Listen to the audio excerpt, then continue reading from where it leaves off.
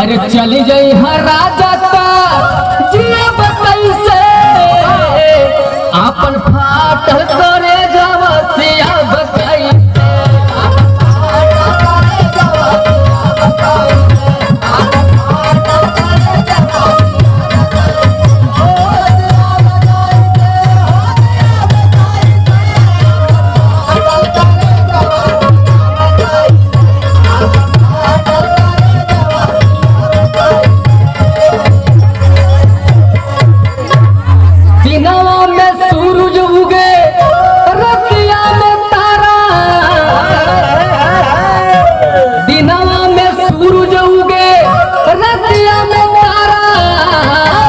अरे देखते सूरतिया सब